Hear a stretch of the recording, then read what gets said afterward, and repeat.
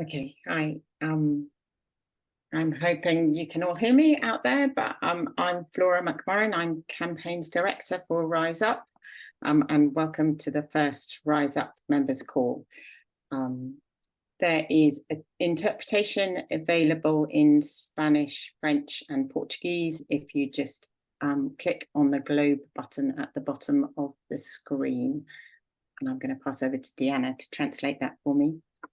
Les informamos que hay interpretación disponible en español, francés y portugués y pueden acceder a ella cliqueando sobre el globo abajo de su pantalla y seleccionando español. Informamos que temos interpretação disponível neste webinário. Temos interpretação em espanhol, francês e português e pode acceder por meio do botão no final da tela selecionando português. Vous pouvez avoir accès à la interprétation de la discussion en direct en cliquant sur le bouton Interprétation en forme de globe en bas de l'écran. La interpretación es disponible en francés, español y portugués. Thank you. Thanks, Diana. That was great. So I need to let you know that this webinar is being recorded and we will send out the link early next week so you can share it with colleagues. There is a Q&A function open. Please put any questions in there you have for our expert speakers we have coming on later on, and we have some time at the end of the session to answer those questions. So I will start by running through Rise Up's plans, and then we'll hear from 4 experts on our campaign priorities in the run-up to the UN Ocean Conference. And it's a great opportunity to hear how you can link up with those organisations and to hear how you can get involved with Rise Up. We have a short speech from the UN Secretary General Special Envoy for the Ocean, Ambassador Peter Thomson. He wanted to be here in person, but the time difference didn't work out, so he's recorded a short speech for us. And Renata will let you know about the Rise Up opportunities we're offering over the next few weeks. So we would like to just run a quick interactive poll to see where you're joining from across the world. I think Cami has that. If you could just click on. On if people can see it. I can. So if you scroll down, you should be able to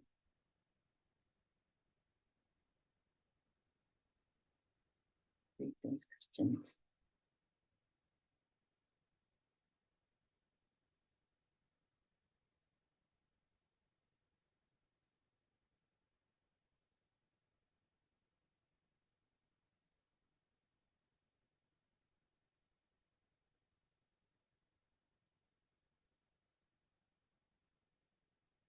I'm just going to share my screen. Oh, let's come down.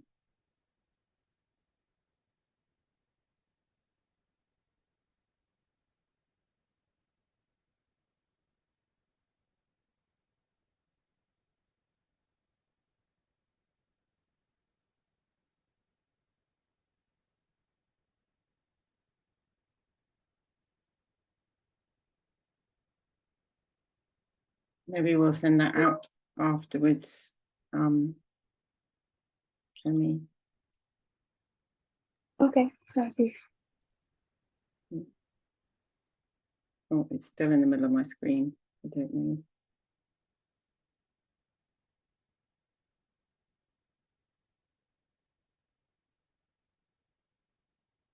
So Rise Up, who are we? We are a global network of over 600 groups representing a broad church of organisations, so businesses, small-scale fishery organisations, representatives and supporters, Indigenous people, philanthropy, foundations, NGOs, other civil society, all have come together behind the Blue Call to Action, the aim of which is to drive collective action to protect, restore and equitably govern the ocean.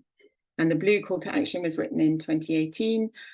It comes under those 6 headings. It has 28 actions, 29 actions underneath it.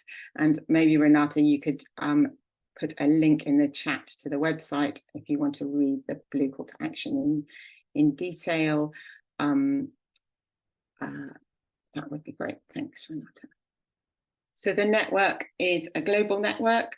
We have a high proportion of organisations in the global north, but it's a growing network, and we have members from the global south as well. And you can see the spread of our network on that slide.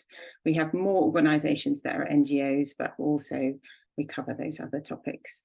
And the focus of a summary of the focus of our organisations is written in the bottom of that slide. So climate change, biodiversity, protected areas, fishing related challenges, High Seas Treaty, and opposing deep sea mining.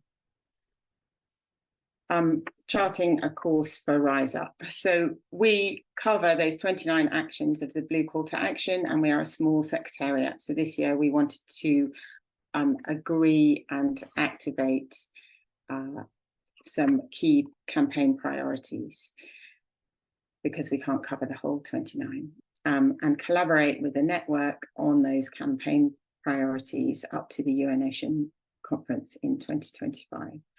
And the conversations we started having around this, the question of why the UN Ocean Conference came up. So I put this slide in to explain why we think it's a good opportunity. It provides a visibility on a global stage.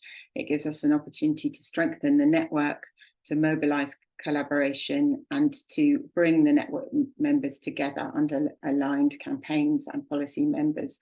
And hopefully to, as it's a public space where governments are out there and there is media coverage, to hold governments accountable and monitor their progress. It's always also halfway through the UN Ocean decade to 2030.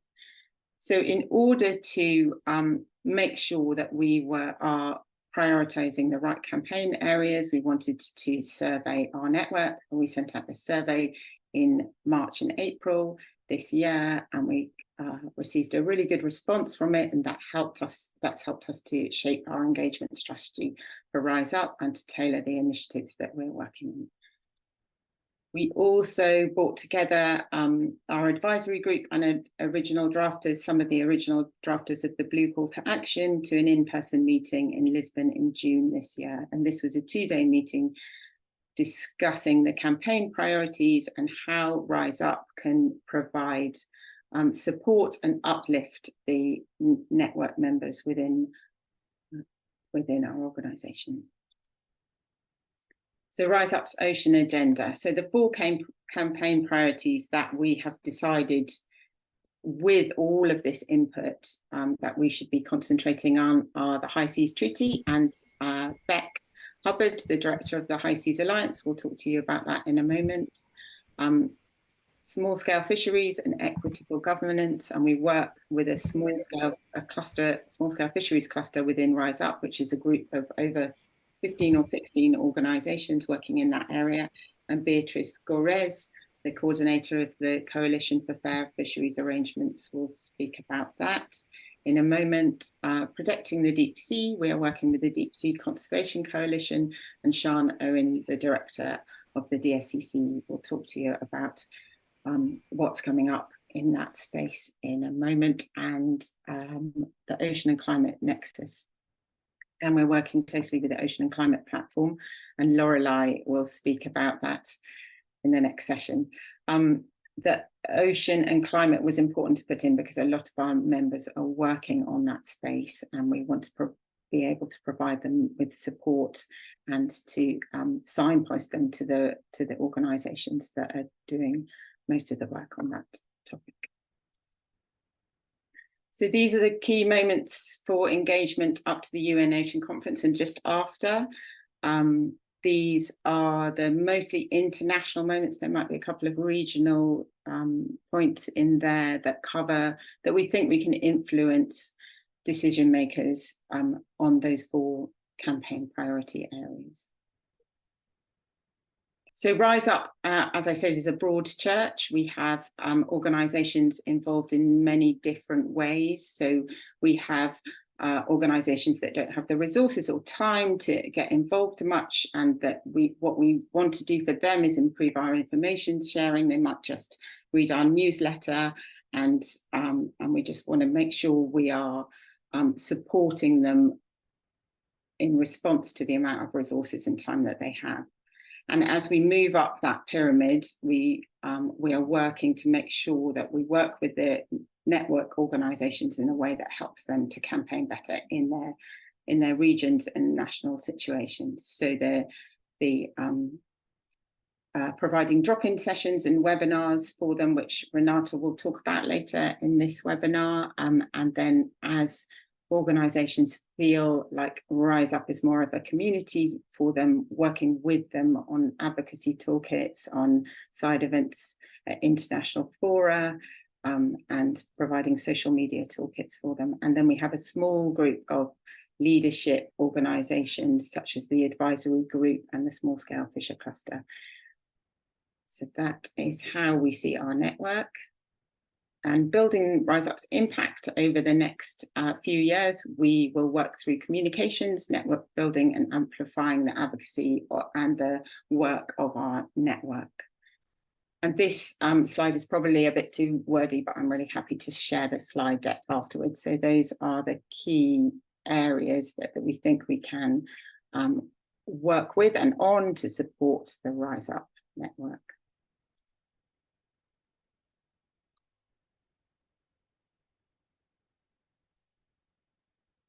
Thanks. So I think next it would be great to jump straight into Beck Hubbard, the director of the High Seas Alliance, and hear about very quickly, sorry Beck, this is a short session, what's going on with the High Seas Treaty and what the Rise Up network can do to support.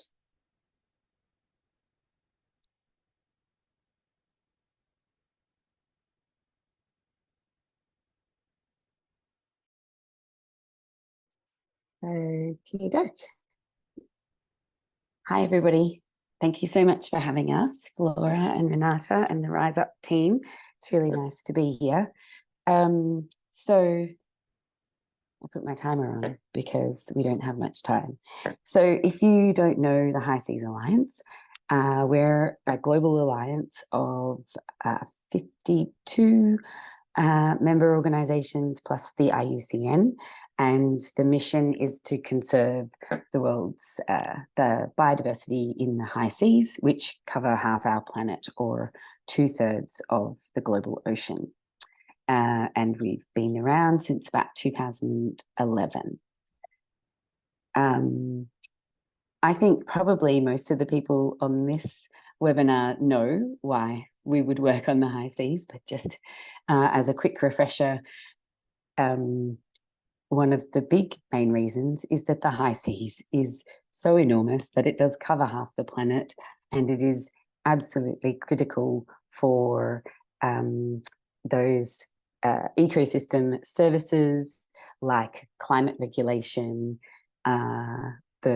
critical to the water cycle, to providing food and supporting livelihoods, and is filled with an enormous diversity of life. And one of the other reasons critical for why we focus on it is that we cannot protect a proportion of all of the biodiversity in our land and seas, or in our seas, as the international goal for protecting 30% by 2030 has been set and committed to. We cannot achieve that without protecting the high seas. And why we need to protect them is that they have been under an enormous amount of pressure for decades and decades, as many of you know. And the key thing really is that there has been this real governance gap. So there is the United Nations Convention Law on the Sea, but there has never been the ability to create protected areas or to have high standards for managing activities, potentially threatening activities at sea. There's big gaps across that whole system. So that is why the High Seas Alliance and its many partners and organisations has been working to secure a High Seas Treaty. And that journey has been over around 20 years long, and very excitingly came to a head in June when the new High Seas Treaty was adopted. The 4 key areas that the treaty includes and that it will enable us to really achieve the protection of this incredible marine life is the ability to create high seas MPAs, the requirements for environmental impact assessments of new activities. So those 2 things being really critical for biodiversity protection. And then the other 2 elements, which are also really important in terms of equitability, is it sets out rules around access and benefit sharing of marine genetic resources that are found in the ocean, and has good requirements and guidelines around capacity building and technology transfer and funding, which is critical for ensuring equitable involvement across the globe. So the next steps, we are really now on the race for ratification. The treaty will open in 2 weeks for signing on the 20th of September. And the goal is to get 60 UN member states or countries to ratify by the UN Ocean Conference in France in June 2025. That is really the primary focus of the Alliance and many of our partners. And just very briefly, we have 3 key strategies for achieving that: a political strategy around mobilizing political champions, technical strategy around policy and education and awareness raising and support for governments and members to really build awareness and engagement with the treaty and to enable ratification and support that. And then awareness raising is in like public awareness and mobilizing public engagement. And we'll have some exciting communications materials to share.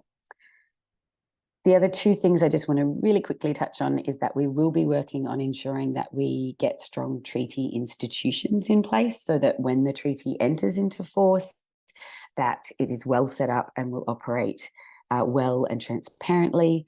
And also we're starting on implementation of the treaty in terms of looking at supporting the establishment and the proposal of the first wave of high seas marine protected areas, and looking at ensuring that those new activities are properly assessed and by the new environmental impact assessment procedures.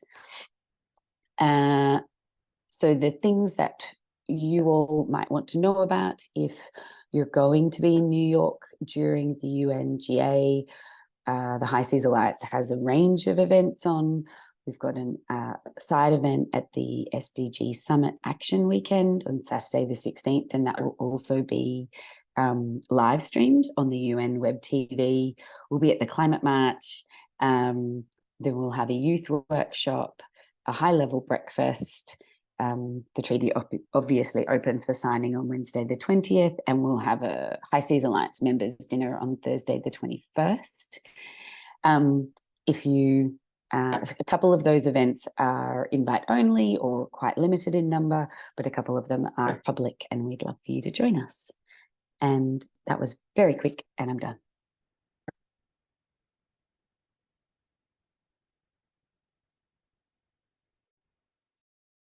You're muted, Flora.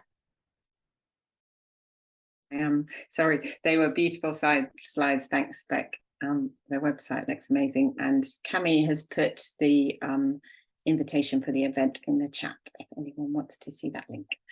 I am going to pass over to Sian Owen, the director of the Deep Sea Conservation Coalition, to tell us a bit about the work they're doing on that and securing a deep seabed mining moratorium over the next few years, hopefully. Thanks, Sian.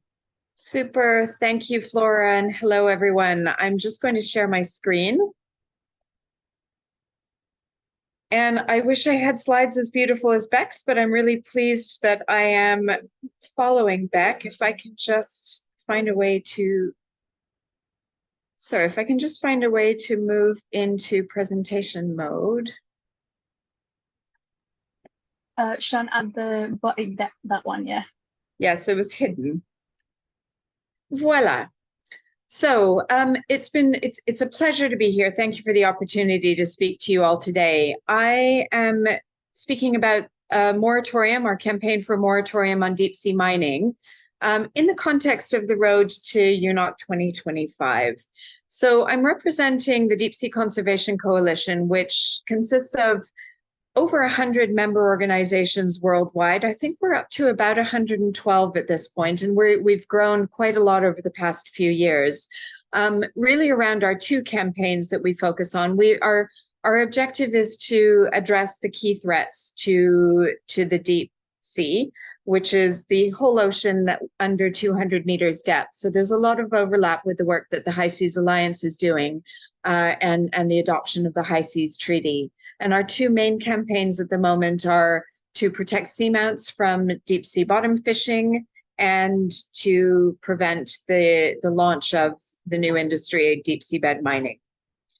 So I'll focus today really on our campaign for a moratorium on deep sea mining. And the priority is to prevent the opening of the deep ocean to seabed mining. So the way that we're doing that is focusing on growing an alliance of like-minded countries, calling for a moratorium or pause. And we do this primarily through engagement at the International Seabed Authority, which is the UN-affiliated body that has the mandate to both regulate activities for mining on the deep seabed and protect the environment of the deep seabed on behalf of humankind as a whole.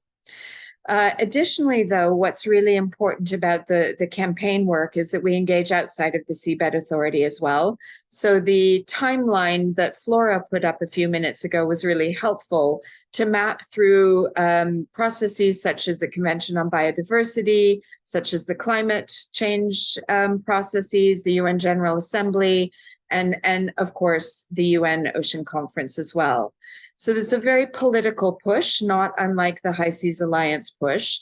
And additionally, we have a corporate strand to the campaign where we're working on and with companies who are also stepping forward now and calling for a pause or a moratorium, effectively pre-divesting from minerals that might one day come out of the deep ocean, and a lot of public awareness and engagement work.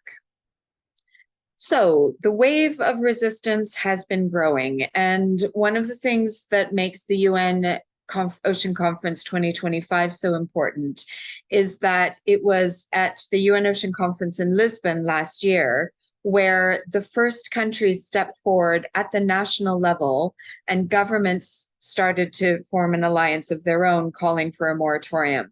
So Palau stepped into the lead on this, supported by Fiji and Samoa there in June 2022 as the first countries calling for a moratorium. And since then, you can see this wave of countries stepping forward in the context of the International Seabed Authority and other UN-related events over time. So at this point, flashing forward to last month when we had the most recent meeting of the ISA, we're up to 21 countries now that are calling for some kind of moratorium or pause on seabed mining, which is just phenomenal. And that is, of course, supported by alliances of parliamentarians calling for a pause in their own right, of a number of civil society groups, of indigenous groups, of companies within the financial sector, fishing interests. So the wave is just really building. And sorry, I'm just going to go back. One important thing about this slide as well is that two key countries on this slide are Costa Rica and France, who are the co-hosts of the UNOC 2025. So where we are in this push at the moment, these are photos from our work at the ISA last month. You'll see a number of familiar faces there, most likely. What happened at the ISA last month was unprecedented in the sense that the Assembly for the first time started talking about the need for a pause, the calls for a pause that are coming from a number of countries. And importantly, in the council meeting last month, a set of regulations was not adopted. There was a risk that a regulatory framework was already going to come through. It did not. And so there were a number of really important outcomes from the meetings. It did not all go our way. And some of the key pro-mining countries did step forward with key points of resistance. For the first time, China emerged as an active voice in this space. So there is a lot to do, but momentum is on our side. So how can you engage? We have a website, Defend the Deep website, and through that website, you can send an email or a tweet to your relevant minister to support a moratorium. So this is one of the ways that all of our member and partner organizations can join in putting pressure on the political processes nationally. There are a range of petitions out there on this. One that we're particularly promoting is the one that we have a link to here, and we can share all of this material after the call.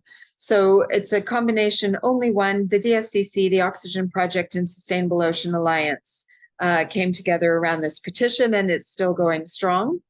Additionally, any type of visibility really to the issue, whether it's op-eds from influential people in your countries, building dialogue at all levels, at the community level, at the national and regional levels, raising awareness, just getting the conversations going is incredibly helpful over the next few months and years.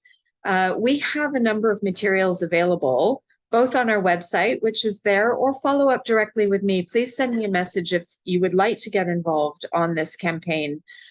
Because one of the things that we do as a global platform is provide assets and materials for other organizations to brand, to adapt to your own uses, and to get out there and build out the message. And I'll just close by saying that we're UNOC 2025. It's really difficult for us to say at this moment what our objective at that event is, because 2 years down the line, in the context of the calendar on seabed mining, is a long way away. And things are moving so quickly and so dynamically within the ISA context. We're hopeful that France and Costa Rica will lead on actually maybe the implementation of a moratorium. But we need that to go through the ISA process before we can be sure of what UNOC 2025 will deliver. I'll leave it there. Thank you very much. Thanks, Sian. That was really interesting and enlightening and yeah, I guess hopeful. And Cami has put some of those links into the chat for you. So I will pass over to Loreley from the Ocean and Climate Platform. Thank you very much, Flora, and thank you, everyone. It was beautiful presentations, and now I feel extremely embarrassed because I actually don't have slides because climate people are, you know, pretentiously busy, and unfortunately I didn't have the time to make them, but at least you get to see the beautiful Western Indian Ocean behind me. And so yeah, I'm Loreley Picourt. I'm the Executive Director of the Ocean and Climate Platform. We're also a network, about 100 organizations working on the ocean from civil society, that was created in the run-up to COP21 in Paris to make sure that the ocean, as the biggest climate regulator, was being recognized in the climate discussions and what was to become the Paris Agreement. So, of course, UNOC 2025 will be a very important date for all the climate people because it will be the 10th year anniversary of the Paris Agreement. So we do have a few years to make sure that all the work that we have done as the ocean community actually counts in Paris. So, or in Nice, actually. When we talk about the ocean-climate relationship, it's been a long and difficult one. And to quote our friend Peter Thomson, now we're inside the tent. So we have spent many years trying to make sure that we would influence the negotiations, that we would be part of the discussion, that finally the negotiations on climate change would not just focus on the impacts and see the ocean as a victim of climate change, but that we could switch that narrative towards how the ocean really is part of the solution. And with a number of organizations and partners, and many on the call actually, we have managed to secure a decision as part of the COP since 2019 in Madrid under the Chilean presidency, where we have had parties establish an annual dialogue on ocean and climate change. In the years after that, it became an official process and a recurring one. So I will spare you the details of that negotiation, but it means that now we have a dedicated space within the negotiations to talk about the progress on ocean and climate. What are the gaps? How do we strengthen the inclusion of national ocean strategies into climate strategies? So this is the whole debate at this stage. And this year, as many of you know, we have the climate COP28 that will take place in Dubai with all the contradictions that this can bring. And it is a very important COP because it's the global stocktake. That's where we're supposed to evaluate the last few years and everything that has been done as part of the Paris Agreement in terms of mitigation, adaptation, means of implementation, as well as holistic approaches and collaborations.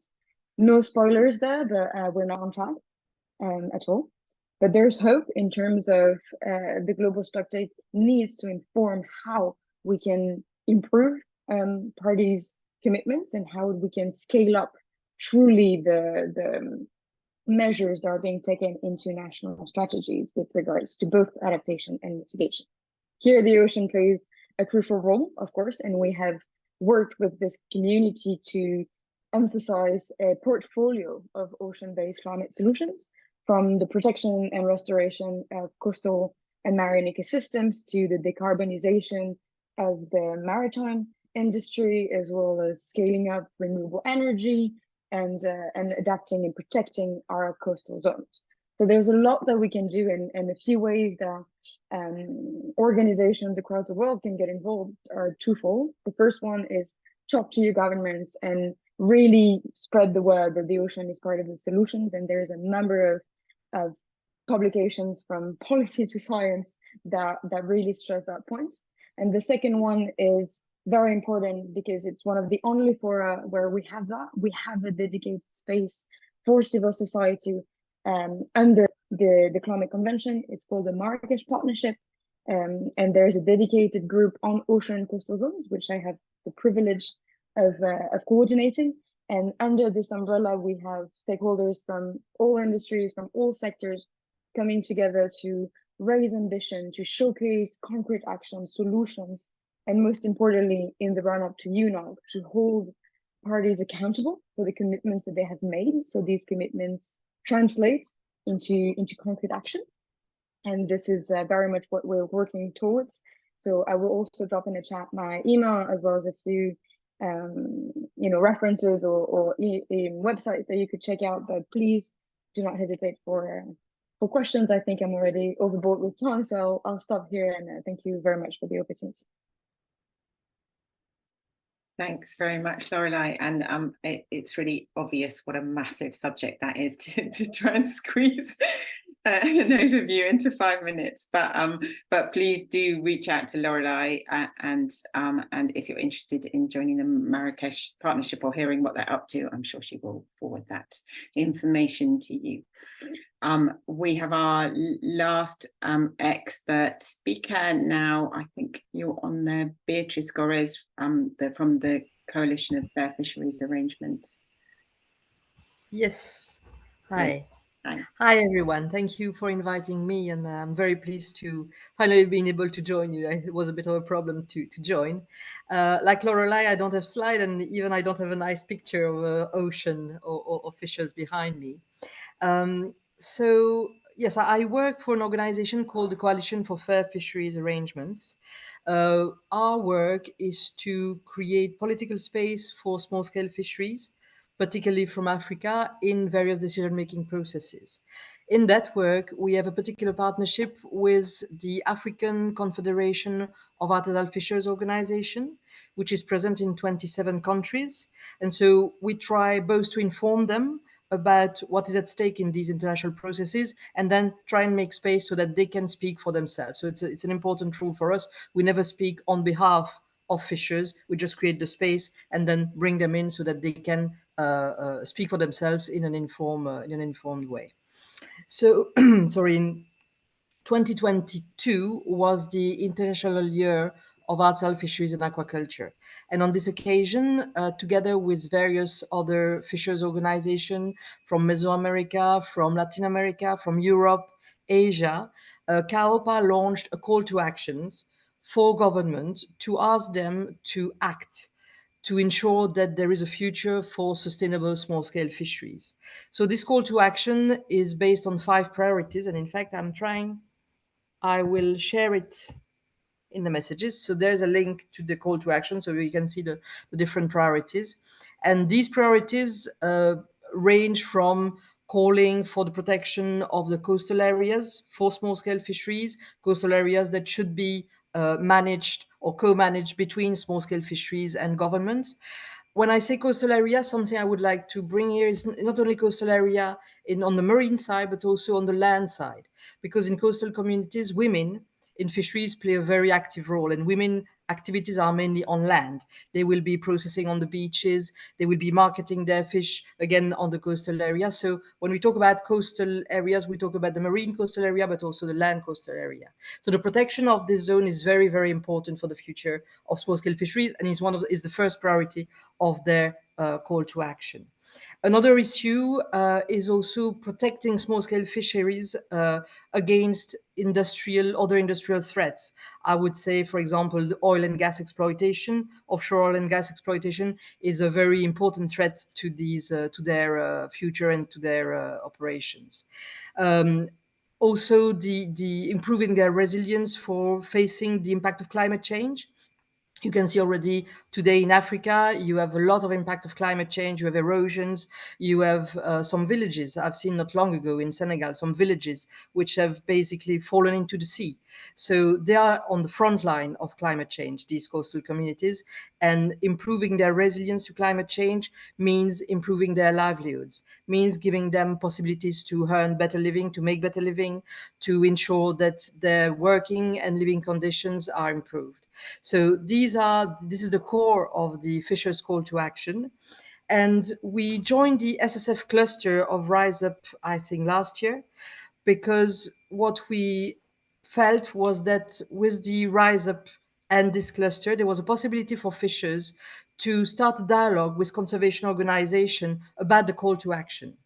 There is a blue call to action from Rise Up, and there is their call to action. And looking at both documents, we can see that there is common ground. There is common ground for both conservation organization and fishers organization to work together in the same direction. And I think this is really important because this dialogue between conservation organization and small-scale fishing organization is absolutely vital if we want to achieve the results we all want to, which is conservation of the marine environment for the benefit of coastal communities. So for us, the objective, or one of the objectives, is already to try and promote this dialogue between conservation organization and small-scale fisheries based on their agenda, their own agenda, blue call to action and the fishers call to action. And I think this will be, if this dialogue is fruitful, this will be an important success on the road to UNOC 2025. On the road to UNOC, there is also some other events which will kind of look at, participate, try to support the participation of fishers next year, particularly at the FAO level. So the Committee of Fisheries of the FAO will meet next year, and prior to the Committee on Fisheries, there'll be a small-scale fisheries summit. So we hope that, again, we will have a strong participation, strong informed participation of artisanal fishers at that occasion, and also be joined by conservation organization in a spirit of dialogue and progressing both our agendas. Thank you very much. Thanks, Beatrice. That was really informative and interesting. And thanks for sharing. You can see the small-scale fisher call to action in the chat if you want to look at that. Next up, we have Renata, the campaigner for Rise Up, talking about how you can get engaged in the next couple of months. So I'll hand over to you, Renata. Thanks, Flora. I will share my presentation. Can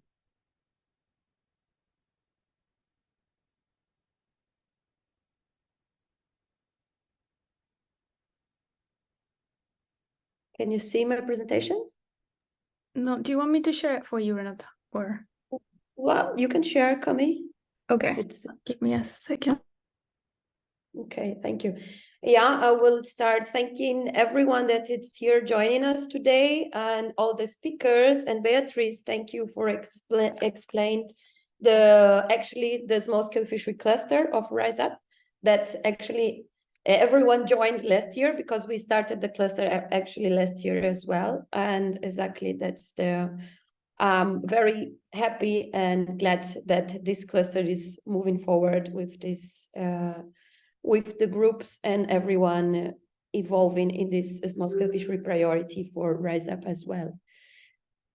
Okay, so I will start explain to you what are the opportunities and how to get connected with us. Basically, I think most of you engaged and participate in the survey we sent in the beginning of the year.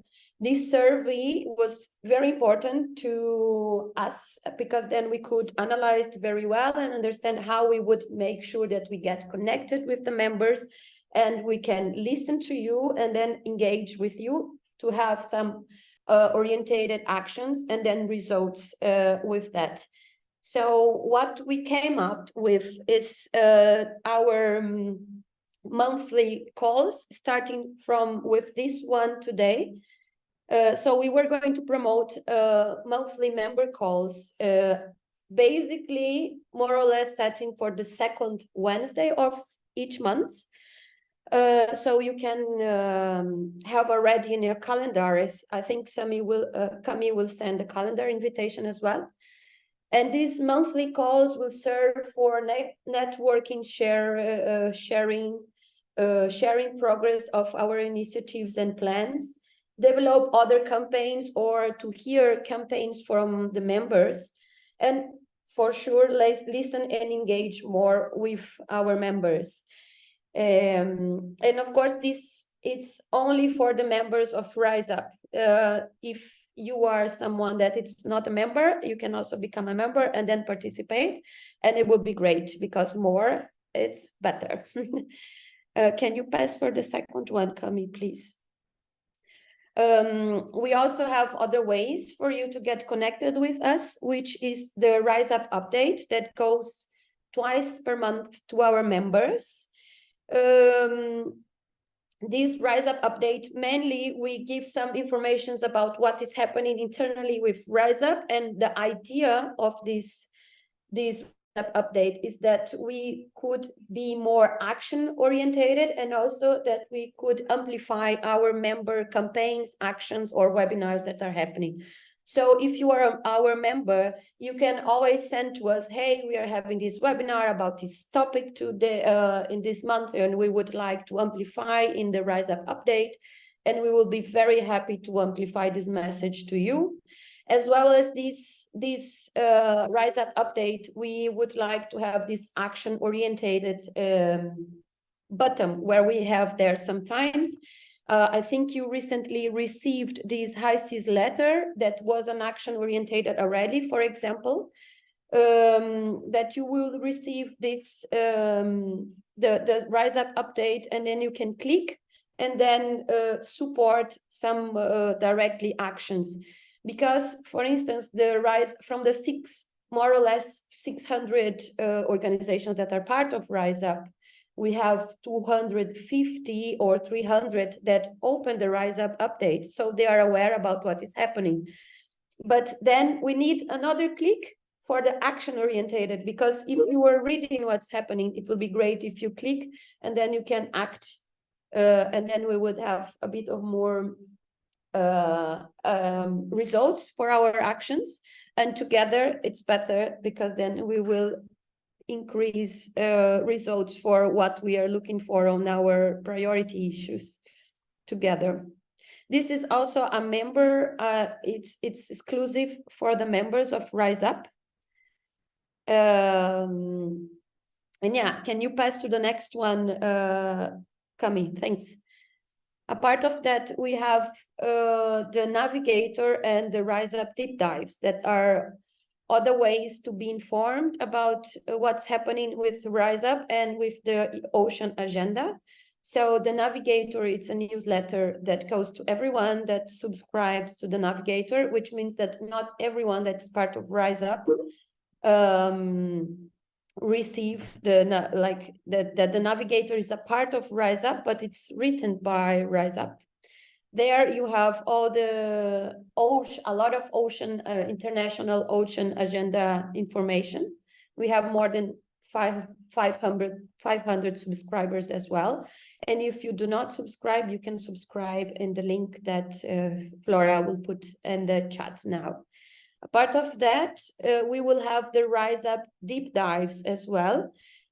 This would be a collaborative series of webinars that would be focused on our priority issues mainly.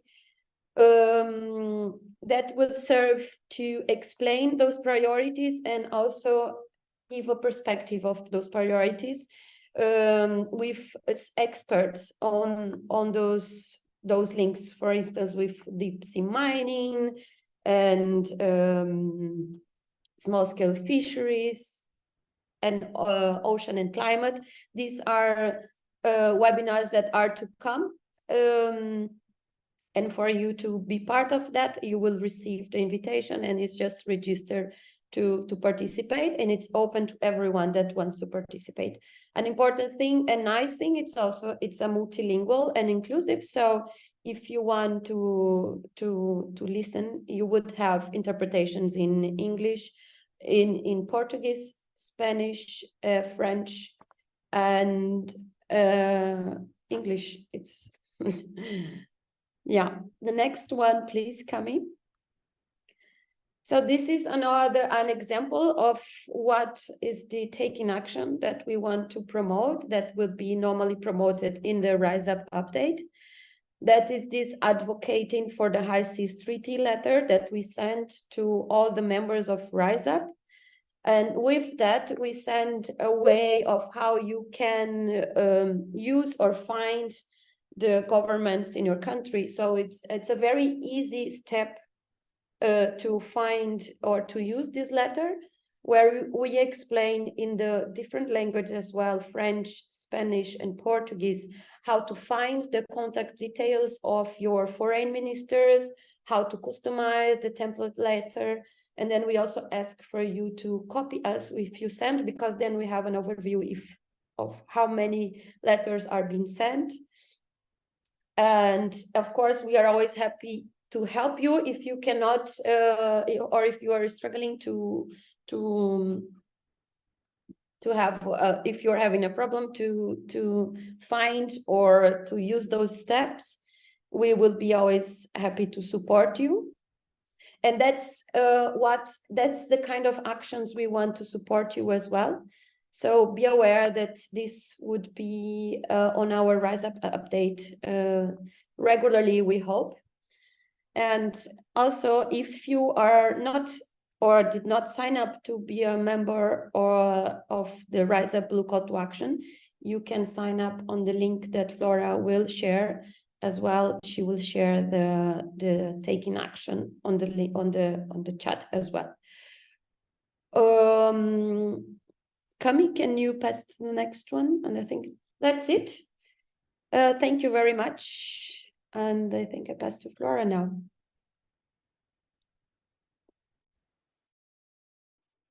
Sorry, finding the link. Thanks, Renata. Just answering a quick question.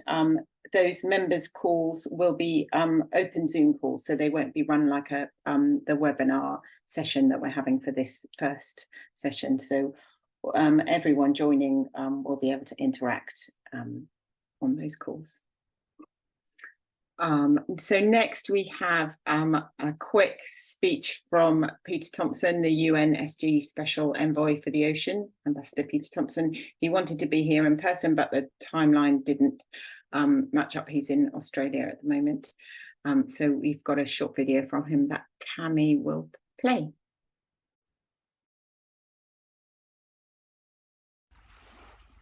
The Mulavinaka greetings from the Osawa Islands up here in northwest Fiji. So I'm very glad to learn that Rise Up activities are becoming more regular and focused. And I understand that these community calls will as far as possible be held on a monthly basis. So I'm honoured to be given the opportunity of delivering remarks to you on this occasion. For a network such as Rise Up to thrive, I believe that regular communication and sharing of information and ideas is essential. In my experience, bringing in expert guests from time to time to address you on specialized subjects is also vitalizing for the network. Rise Up's membership should expect to be at the cutting edge of the areas it has chosen to prioritize, and if you all work at it, that will become the reality. The same principles apply to the monthly Rise Up blogs and the monthly Rise Update newsletter and the wider Rise Up Navigator, and I've agreed to contribute to these when invited to do so. This variety of communication platforms is bound to attract further expertise and attention to Rise Up's chosen priority issues. On the subject of these priority issues, I understand that you have agreed to focus on 4 campaign areas, each with a key partner with which Rise Up will work to achieve the specific goals across 3 streams of community and advocacy and communication. If my information is correct, the first of these campaigns relates to the high seas, with ratification of the recently agreed BB&J Treaty, the goal of the campaign, and the High Seas Alliance as your agreed partner. This is indeed a laudable undertaking, as the years of negotiation of the BB&J Treaty will not bear fruit until the treaty comes into force after the treaty has been ratified by 60 parties. I'm told that your second campaign priority is seabed mining, with a goal of persuading at least 30 countries to make a stand for a moratorium or precautionary pause by the time of the International Seabed Authority's session in July 2024. With DSCC as your partner and with 21 countries now committed as such, it seems to me that this ambition is readily attainable. With the Ocean Climate Nexus as the third priority and the Ocean Climate Platform as your partner, your goal of getting 132 coastal states to develop blue NDCs will create a huge difference in our efforts to elevate understanding of the vital place of the interaction of ocean and climate in our future security on planet Earth. The fourth area of advocating on behalf of small-scale fishers, with the goal of priority access to 12 nautical miles and a partnership with the small-scale fishing cluster, is a welcome undertaking for those of us dedicated to SDG 14.7. You will find strong allies in the Food and Agriculture Organization ready to assist in this worthy endeavor. My main advice to you for the good of Rise Up's membership as a whole is that you maintain an appropriate balance in the attention that you give to these 4 priorities. Each of them has a central place in the concerns we have for the health of the planet's marine ecosystems, and thus the well-being of the coastal communities that depend on healthy seas. It is thus important that none of them are seen to be diminished in the attention given them. Through due observance of this balance, a broad and authoritative range of guests will become attracted to addressing Rise Up's webinars, newsletters, and blogs. Time is not on our side. The decline in the ocean's health, be it in relation to indices of fisheries or pollution or acidification, deoxygenation or warming, is continuing. Biodiversity loss and the climate crisis worsen by the day. We have agreed upon conventions that can overcome these existential challenges, but only if they are faithfully implemented. and the narrow window for doing so is closing with every passing year. It is in such a context that we find ourselves in the struggle to implement SDG 14, our universal goal of conserving and sustainably using the ocean's resources. And it is in this same context that we approach the UN Ocean Conference to be held in Nice in June 2025. The UN Ocean Conferences were created to support the implementation of SDG 14. Thus, the main focus of our approach to the Nice Conference should be one of asking ourselves, what more can we do to advance SDG 14's targets? If you examine the 4 priorities areas of Rise Up, you'll find they all fall strategically within SDG 14 targets. Thus, if you stay the course, Rise Up will be on track to make significant contributions to the outcomes of the 2025 UN Ocean Conference. With 21 months to run before we gather in Nice, I can report that we're in good shape for a successful conference. Building upon the experience of the 2 previous UN Ocean Conferences, supported by the UN Secretariat and my office, the conference's advisory committee has now commenced its proceedings under the co-chairmanship of the 2025 conference co-hosts, Costa Rica and France. The co-hosts have decided to place special emphasis on ocean science and the financing of the sustainable blue economy, with work well underway in both cases to hold special events on these subjects. It's also encouraging to observe that the communities of ocean action are being refreshed under UNDESA guidance and are getting underway in preparation for the conference. I encourage Rise Up members to engage in these preparations and suggest you have a good look at the UN Ocean Conference website to see how that can be done. So it's been a pleasure and a privilege addressing you all this morning from the Asawa Islands, and I thank you for your attention.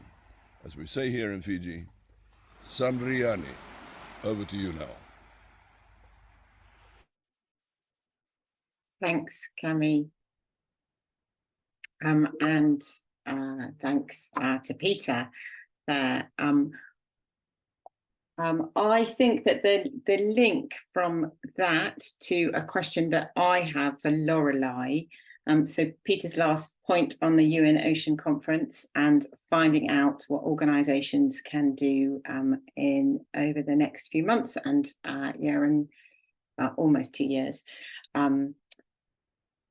Loreley has another hat, which is she has been charged with the French government to run the civil society input into the UN Ocean Conference. I think I probably summarised that wrongly, but if I could ask you, Loreley, to tell us what you think the next steps we should be aware of as organisations working within this area, that would be really useful. Thank you.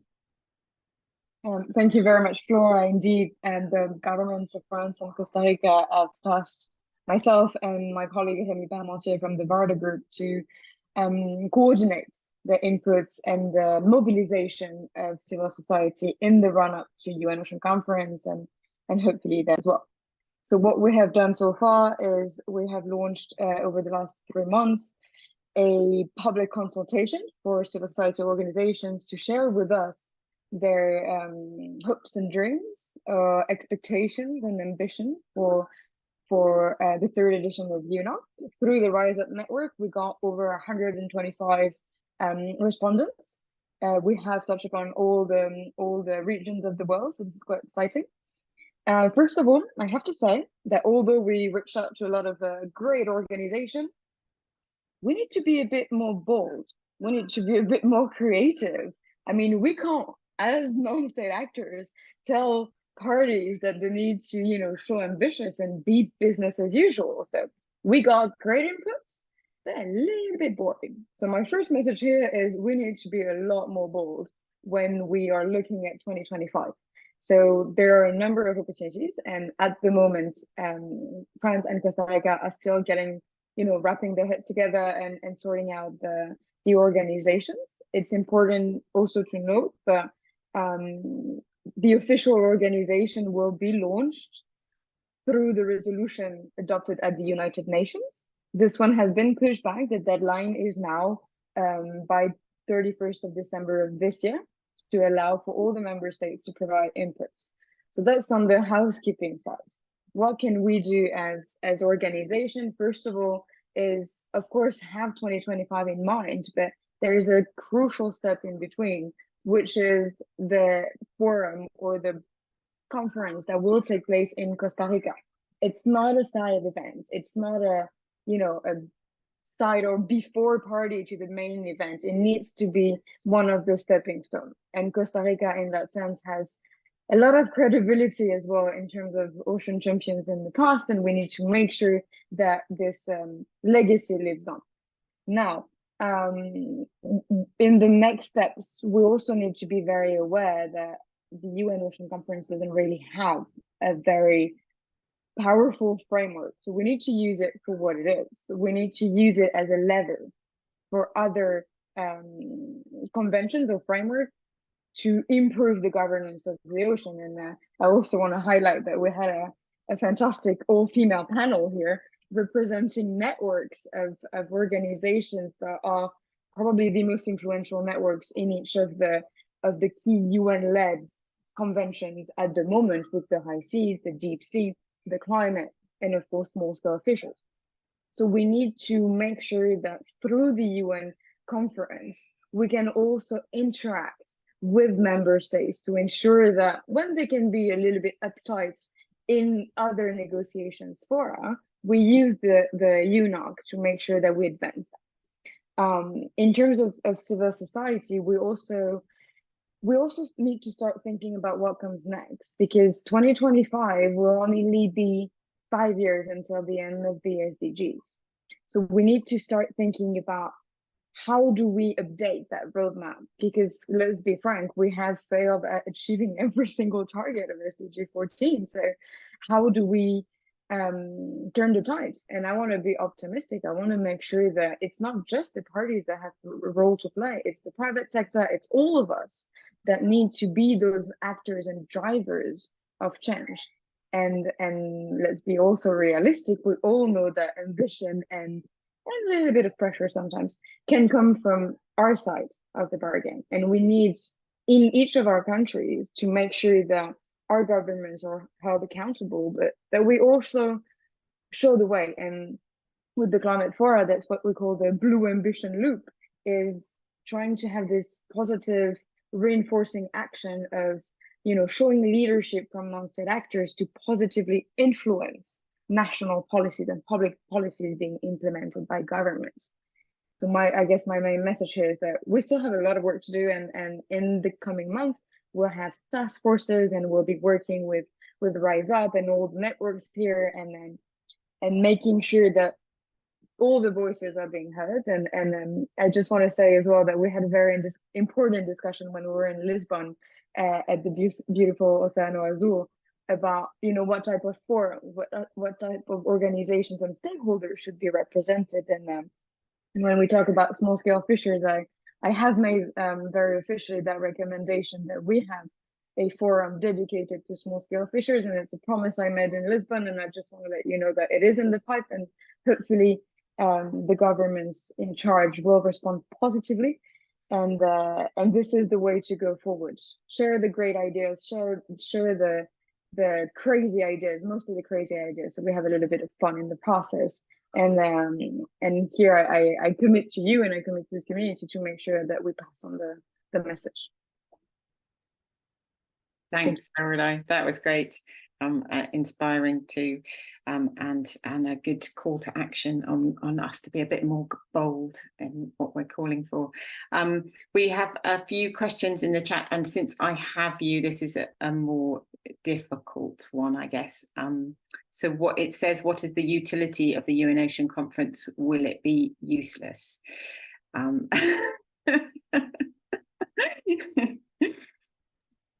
Quite frankly, it could be. It might be. But it's, again, we have a little bit less than 2 years now to make sure that it's not. So, I mean, for once, we know well in advance. We have the experience as well from the first UN Ocean Conference, from the second one, and our friends at Oceano Azul know how difficult it can be to host and to work with governments to have a UN Ocean Conference. But we have 2 previous editions that have showed us that there's increasing interest from all sides, from all stakeholders, from all parties, with regards to ocean ecosystems and ocean-related industries. We also know that sometimes it takes, a crazy couple of people to make sure that one influential president gets stuck in an aquarium to make a bold announcement on deep sea mining to make a UN Ocean Conference an important one. So we have learned from past experiences. So it is up to us as well to be a bit more strategic now and start to plan ahead. And we've heard from Peter Thomson and from all the presentations here that we already have set the bar quite high in terms of governance outcomes. And that's where also, that we need to be a bit more bold and less boring, is that we can't just be policy nerds. And don't get me wrong, I'm the first of the policy nerds and I love it, but we have structures for ocean governance, although it remains fragmented. What are the rest of the actions? Where do we find the money? Where do we find the people that will inspire? So I don't think that it necessarily has to be a failure in terms of multilateralism, otherwise I need to quit my job. But I think we also have a responsibility here, and it can be a stepping stone, I believe, for other forums, and also for the recognition simply of the role of the ocean as a life support system. And I think it's important sometimes to also acknowledge that over the last 10 years, the amount of people, of countries, of interest that has grown on the ocean is remarkable. And that is thanks to a lot of us and a lot of the work that has been done among civil society. So we can't throw in the towel yet. We have a lot more work to do. Thank you for that answer. And yeah, we clearly have a lot to do. So there were a few more questions. This one is for Beck and Sian. So are the various coalitions and networks working on the High Seas Treaty and deep sea mining reaching out to African governments? I didn't see that on the list of countries. I don't know if Sian or Beck, you would like to take that. I can start. I think we've both answered it in writing, but thanks for the floor, because we can all elaborate a bit more and more verbally. Certainly from the deep sea perspective, we have in the past year or so really ramped up our engagement with African countries. And as a coalition, the DSCC has taken on a regional approach in the last 2 or 3 years, starting in the Pacific region, moving into Europe, Latin America. So Africa is one of the last focal regions in our work. And that's come about both for strategic reasons and also due to the shape and nature of the coalition. What has been really encouraging in the last 6 or 8 months is that we've run a regional workshop, a national workshop in Cameroon in April this year with a couple of partner organizations, and that provides a role model for similar workshops in other parts of Africa. We've seen at the last meeting of the ISA, particularly for the assembly meeting, more African governments and some new African governments coming into the room and participating in the negotiations where they haven't before. And we're in dialogue with a number of other governments to play more of a role within the context of the assembly, which is such an important piece of the negotiation puzzle at the ISA. We're also, for the first time, really encouraging or seeing a movement of African civil society groups into the coalition, which is fundamental to our ability to work on in this space and on this topic in the African region. So I would say we're going in the right direction, but my invitation to anyone from Africa on this call is please reach out to me if you're keen to collaborate on this front, because we really need to do this together. Thanks, Sian. I don't know, Beck, if you had anything to add to that. Yeah, sure. Just that I guess the High Seas Alliance has worked a lot with African countries and with groups in Africa as well over the years. But I mean, similarly as with the DSCC, we're actually really wanting to increase our membership and engagement with national organisations from Africa as well. We do have a working group, and we have regional working groups within the HSA, so that groups active in the different regions can do in-country work, but really strategize at a regional level as well. And in fact, I'm going to be late to the African Working Group meeting because I'm on this webinar. But it is a really important part of the work with the high seas. I mean, yeah, we're really actually also trying to increase and diversify our membership in a couple of other regions like Asia as well. So similarly, if groups are interested in engaging, please get in touch because we're really keen. And there is another question about funding to smaller organisations who are doing work in local areas. And that's one of the strategies and the approaches of the High Seas Alliance, is that we partner with organisations on the ground or in country or governments themselves and work with them to, develop workshops or activities or educational, projects, whatever is needed to support the campaign in that space to, progress the High Seas Treaty and protecting biodiversity in the high seas. So that's definitely a key part of our work. I'll leave it there. Thanks, Beck, and thanks for answering Stacey's question. There was a question, Loreley, where can we send our bold proposals? I think that's for you. You're muted. Yeah, absolutely. I will share in the chat the email address. I think it's UNOC2025 at Ocean Climate, but I'll share it in the chat. Please send all the crazy ideas my way. Thank you. And one last quick one. I think we're just coming up to time, but Beatrice, what is needed from NGOs to support the small-scale fisheries community? Is there one thing that they can do? Yes. I mean, in just a few words, I think one thing is to try and amplify the voice of small-scale communities. And I think in that case, UNOC, well, it's just a conference, but it is a conference, which means it's a time and a place where government decision makers will be there.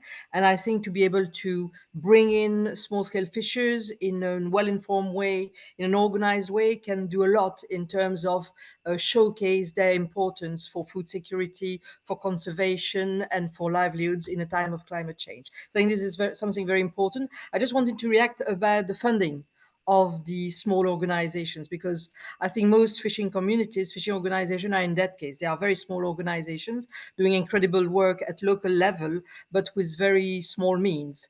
So one thing is to find the money. The other thing is to ensure that the money is being disbursed in a way that will actually be useful to fishing communities and respect their views, their way of doing things. And so I think for that, I encourage you also to read, those who would like to support small-scale fisheries, to read the not only the call to action, which was shared in the chat, but if you look at the end of it, there are some rules for engagement that fishers from the different continents have agreed on, and which provides a kind of route to follow for those who want to support small-scale fisheries, to ensure that it is done in a kind of spirit of partnership, equal to equal partnership. Thank you very much. Great, thank you, Beatrice. And they sound like important rules if you're working with small-scale fisheries. So thanks for sharing those. We are 1 minute over time. Apologies, but thank you. And there were a lot of links in the chat. If you missed anything, please contact me. You can get me on the info email at Rise Up. And we'll share all this information with everyone who joined after the webinar and the recording. So thank you very much, and thanks to all the speakers. Brilliant.